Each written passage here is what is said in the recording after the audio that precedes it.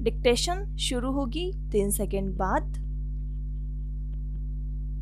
समकालीन आर्थिक परिवेश से समन्वय स्थापित करने तथा बाजार केंद्रित अर्थव्यवस्था के प्रति संवेदनशील संबंध की आवश्यकता को देखते हुए सरकार द्वारा नीति आयोग के गठन की घोषणा 1 जनवरी 2015 को की गई। नीति आयोग का पूरा नाम national institute for transforming India है।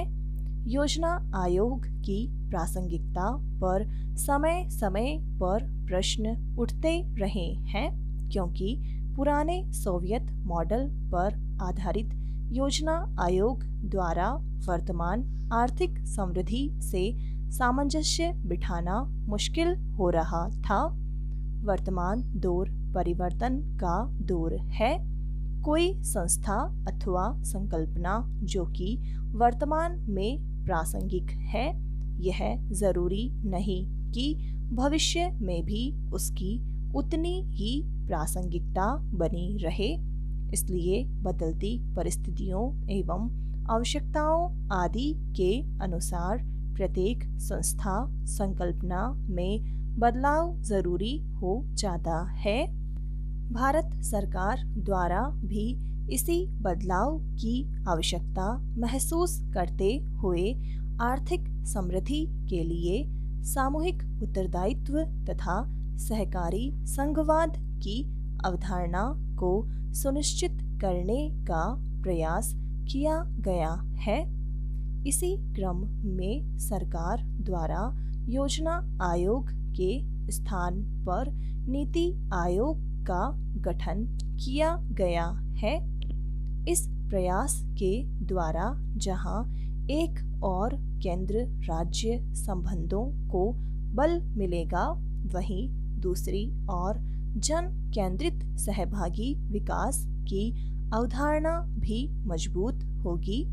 नीति आयोग का स्वरूप एवं उद्देश्य संरचनात्मक बदलाव को प्राथमिकता देते हुए सरकार ने जन केंद्रित, सक्रिय और सहभागी विकास के सिद्धांत को अपनाकर नीति आयोग का संरचनात्मक एवं प्रशासनिक स्वरूप तैयार किया है। इसमें सभी राज्यों के मुख्यमंत्री तथा केंद्र शासित प्रदेशों के उप राज्यपाल प्रशासकों को स्थान दिया गया है, जिससे आर्थिक समृद्धि में राज्यों की भागीदारी को सुनिश्चित किया जा सके। इसके अतिरिक्त इस आयोग में निजी क्षेत्र के विशेषज्ञों को भी शामिल किया गया है। इससे सहकारी संघवाद की संकल्पना को मजबूती मिलेगी। राज्यों के सहयोग द्वारा उनको सहयोग प्रदान करके एक सशक्त राष्ट्र का निर्माण, सशक्त राज्यों से ही सशक्त राष्ट्र की अवधारणा मूर्त हो सकती है। नीति आयोग द्वारा जन सहभागिता की अवधारणा को सशक्त करके सहकारी संघवाद की संकल्पना को अधिक मजबूत करना। नीति आयोग राष्ट्रीय विकास की योजनाओं और नीतियों का इस प्रकार निर्धारण करेगा जिससे राष्ट्रीय सुरक्षा तथा आर्थिक विकास के बीच समन्वय स्थापित किया जा सके।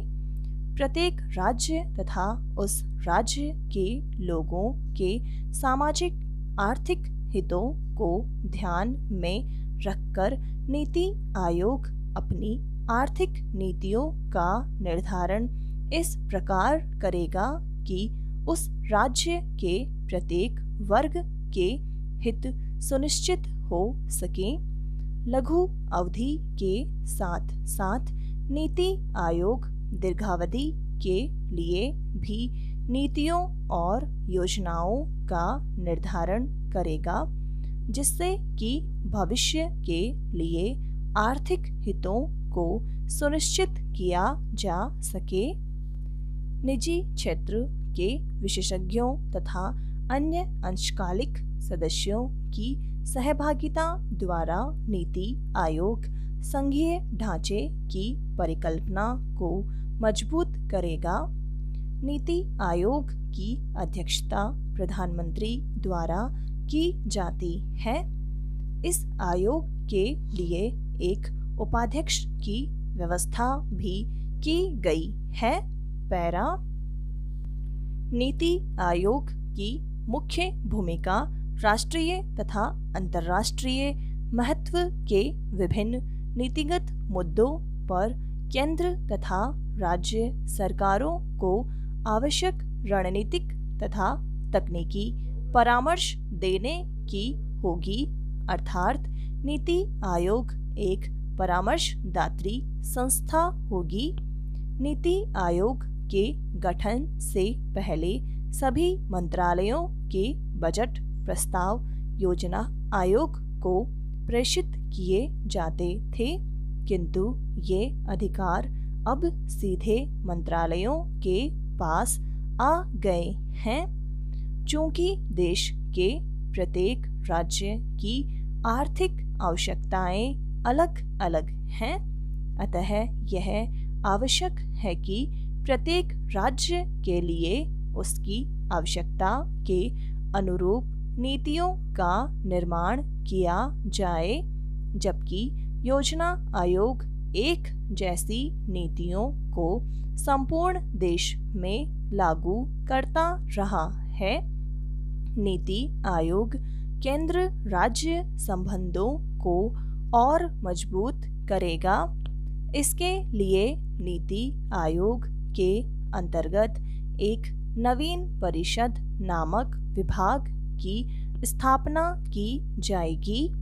यह परिषद अंतर्राज्यीय परिषद की तरह ही भूमिका निभाएगी। लंबे समय की योजनाओं के निर्माण तथा उनकी निगरानी हेतु नीति आयोग के तहत एक नवीन विभाग का गठन किया जाएगा।